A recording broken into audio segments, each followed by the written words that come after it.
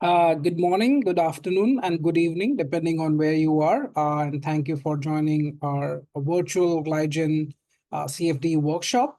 My name is Jeet Vora, and I manage data here for the GlyGen project and also for the CFD project that Suvi is going to talk about in the next presentation. So today I'm going to briefly talk about the integrated protein bioinformatics analysis tool. So these are some of the tools, bioinformatics tools that allow you to explore and perform analysis. So in GlyGen's case, it's analysis of glycans and glycoproteins. If you build a knowledge base, adding additional tools are always a good idea because it allows users to explore more, perform additional things that they cannot perform just or they cannot just comprehend just by looking at the text information. So these tools are quite useful. And one of the tool that Raja briefly mentioned is Blast, and it's developed in the 90s. And has tremendously changed the landscape of bioinformatics analysis.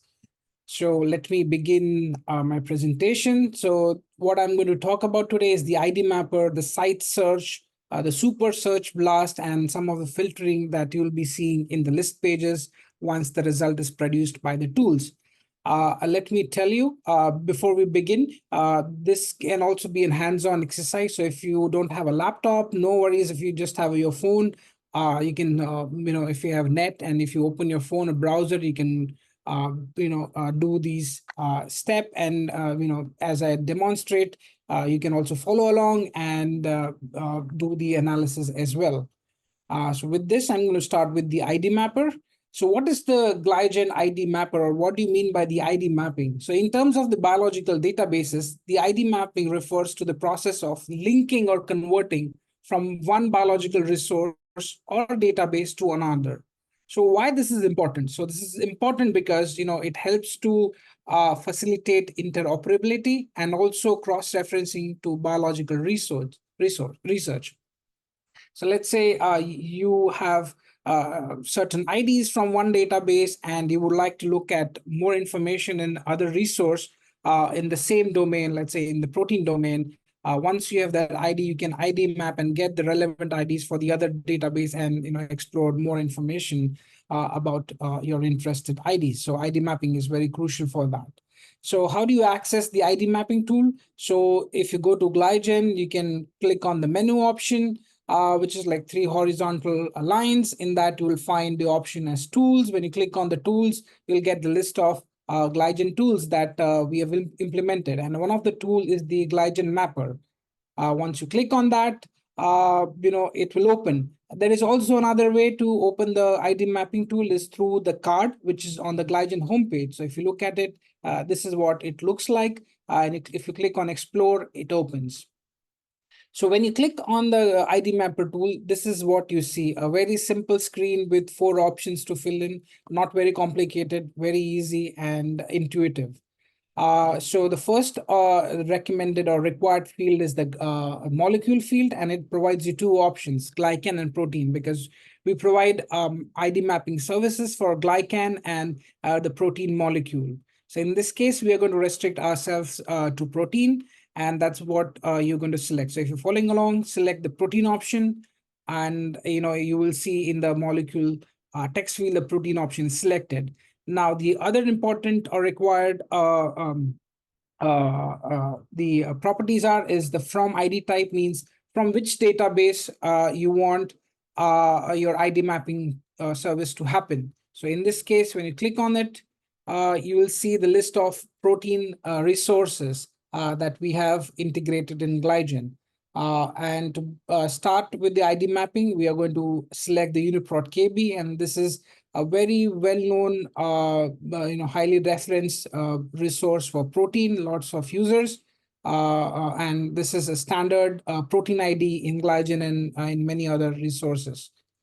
So we from ID type, we select the UniProt KB as a resource. And now to ID type, we are going to select another protein resource, which is the NCBI gene ID. Now, the task here is to get the NCBI gene IDs for UniProt KB protein identifiers, so you can know more about the genes of these proteins in the NCBI gene resource. So once you click on that, the third option, it will ask you to fill that up, which is the enter IDs. Now you can always use the example IDs to test, how the ID mapper works, or if you have a list of your own IDs, you can also enter it in the text box. So in this case example, I'm going to use the examples for UniProt KB identifiers to gene ID identifiers.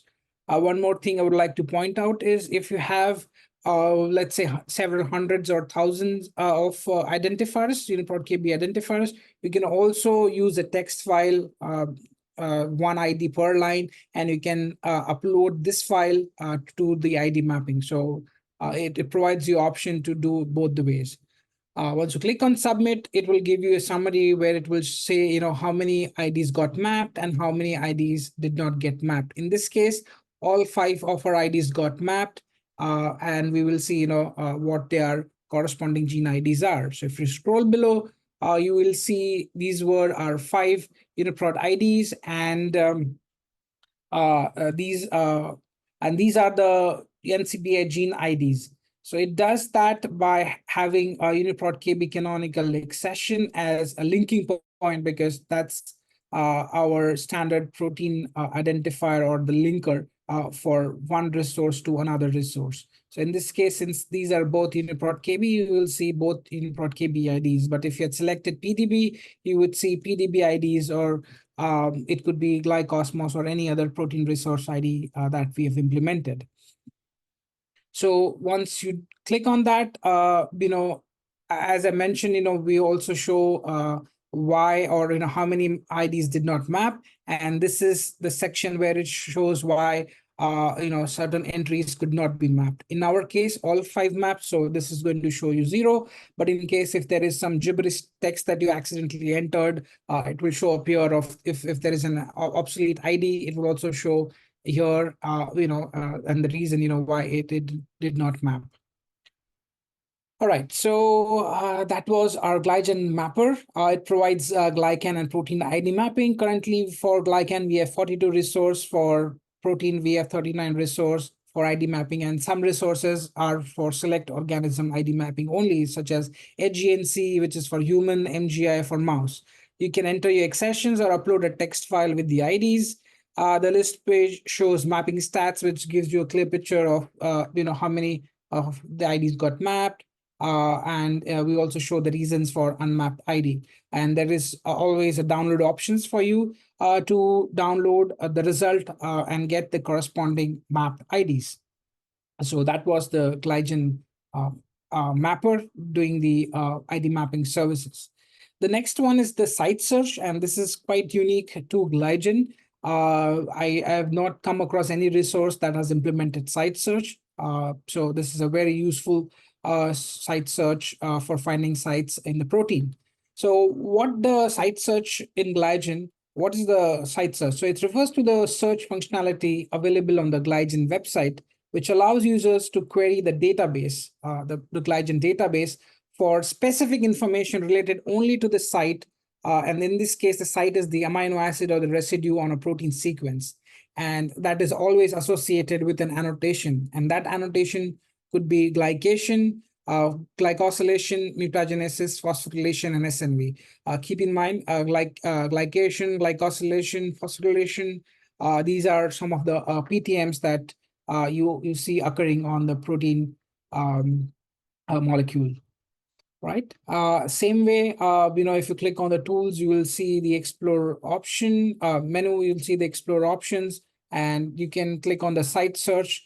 That will also lead you to the site search entry page. You can also click on the card of the site search available on the homepage, and it will open up the site search entry page, where you will again have some fields to fill in. Again, very intuitive fields and easily fillable form option you have to enable the protein site search.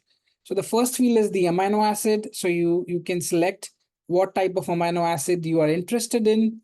In our case, we are interested in knowing about the sites of serine on the proteins in let's say in the human context. Um, so we click on the serine, and then it asks you what is the annotation type that you're interested in. So when you click on that, it provides you 5 options, as I mentioned. And among the 5 options, we are interested in knowing the proteins that have serine, and on those serine, the serines are glycosylated as well as phosphorylated, because serine and threonine they show the interplay of glycosylation and phosphorylation. So we're going to select that, and we are going to keep it as simple. The neighbors is something, what do you want, close to your serine? So do you want like mutagenesis, which is 5 base pair upstream or 5 base pair downstream? So such things you can also put in the neighbors and patterns to make it more complex search. And you can do further analysis with that. But for now, we're going to keep it as simple as possible. So when you click on the search protein site, it's going to generate a summary of the search. And you will see on the left-hand side, these are some of the filters that appear based on our search criteria. And this is the list page that you see.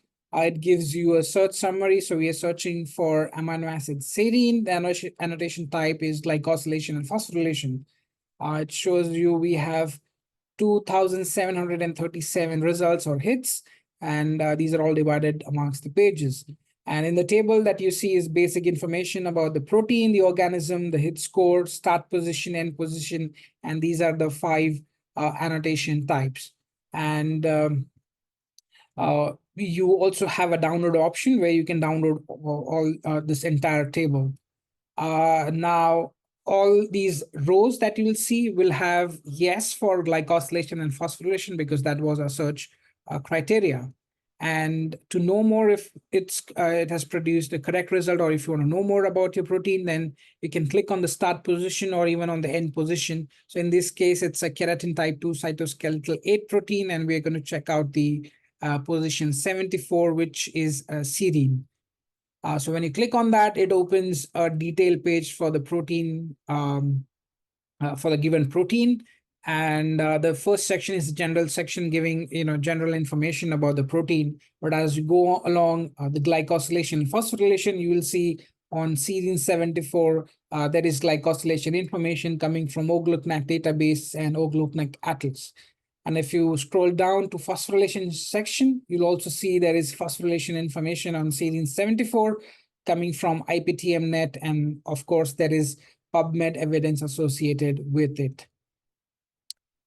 Furthermore, if you scroll down below, you'll also find interesting information about variation, and in this case, it's the single nucleotide variation happening on serine 74. So in this case, there is a loss of O-glycoside. So in this case, it's the mutation is causing serine to change to asparagine. So that's what you can see. You can also see some of the experiments, mutagenesis experiments that researchers have performed on this position, and what happens to that protein as you explore more. So that was GlyGen site search in brief. So what it does, it provides unique site searching capability. So currently there are 5 annotations for searching, which is the glycosylation, phosphorylation, SNV, mutagenesis, and glycation. It also allows you to search for neighboring annotation, and it also allows to search for a short peptide at a specific distance from selected annotation, and that you can do is using the pattern option in the site search page. Now talking about the GlyGen Supersearch, this is also very unique to GlyGen, and it's a graphical interface for searching various entities in GlyGen, and it is similar to knowledge graph because it shows the nodes and the properties of data in GlyGen. So how do you go to the super search is you click on that menu option, and in the menu option under explore, you will see the super search option. You can also go to the home page and select the super search card. Once you click on that, this is how it shows. This is the mobile view of the super search, and this is the desktop view. So this is how it looks like. Super search, I know a lot, it's a lot of things, a lot of information for you to comprehend, but it's very simple because the starting point are restricted to few entities like organism, gene, glycan, site, protein, so on. And you can start with glycan, protein, and site itself as your primary searching capability or to begin with.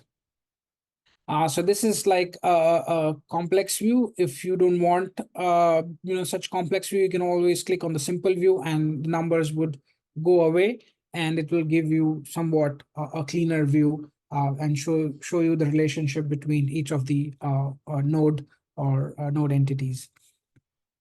So when you click on one of the options, in this case it's the protein option, you will see the list of things that you can search.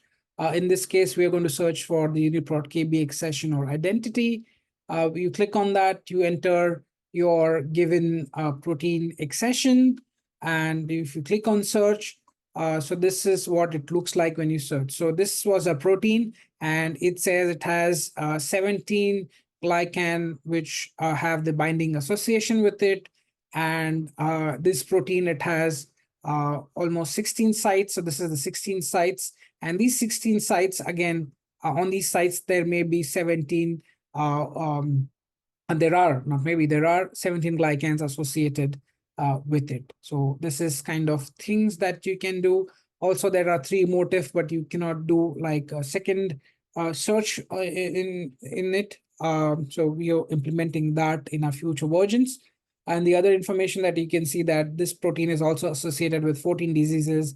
Of course, there is one gene associated with this protein, and it belongs to the human organism. So that's what you see.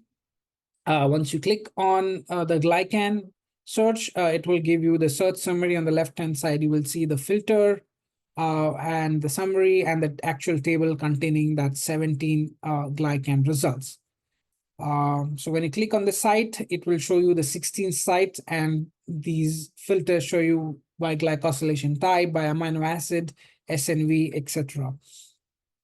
And you can also do it by organism if you want to get all the proteins for a given organism. When you click on that, click on the name, you click on Homo sapiens, you get that Homo sapien has 20,595 proteins and 30,000 plus glycans and over 200K sites. So at a glance, you can get all this information, and you can, if you click on the protein, you will get the 20,594 protein list.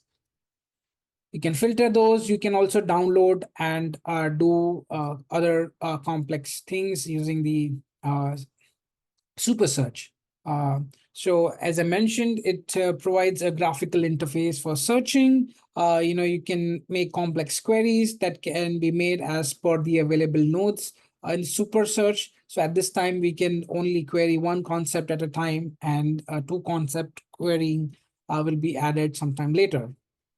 Our next tool is the GlyGen Blast. Raj already introduced you to it. So let me tell you, GlyGen Blast was developed in 1990 at NCBI by Stephen Achul's group, and it's one of the most popular tools in bioinformatics. And this blast allows searching for similar protein sequences in GlyGen. So there are multiple flavors of Blast, BlastN, XT, but we have already we only have implemented Blast P, which is for the protein sequences. So to explore that, you have to click on the menu and go to the tools option, and under the tools option, you have GlyGen Blast. You can also access Protein Blast and GlyGen through the card, which is available on the home page. And once you click on that, this is what it looks like, the interface for the Blast. Very clean, simple interface like the other searches. So here you have the UniProt KB accession. If you know, you can enter that. But if you have, let's say, a peptide sequence, you can also add it into the sequence option and then select what are the species that you want to target it against. And you can also specify e-value and max number of proteins. So in this case, we'll take the example protein, which is P14210, which has this particular sequence. For target species, we are going to keep all species. E-value, we're going to change, we're going to let the default value be as it is. Even for the max number of hits, we'll use the default values. When you click on submit, this is what you see as the list page. It shows you the blast summary with all the parameters and your query. And there is this table that is based on the tabs, and the tabs are basically results, alignments, and text view. So the table, it provides you the accession, start, end position information about the protein, and the important thing about the blast search is the e-value and the identity. So e-value tells you how significant your blast result is, and in identities will tell you, how many of your amino acids are identical. So the lower the e-value, the significant your result is. So when you click on this arrow thing, it will show you a page where you can see the alignment, and with the alignment you have the option here on your left that providing you with the additional details. So we queried hepatocyte growth factor for musculus. So our query sequence was for human, and the closest or the one that had highest identities or a good e-value score was the HGF mouse protein. So you have the e-value, the score is how significant or how good your result is. The higher the bit score, the better your result is, or you can use that. Positives are similar amino acids that are available in your query and your subject sequence. Identities are the identical amino acids in your query and your subject sequence.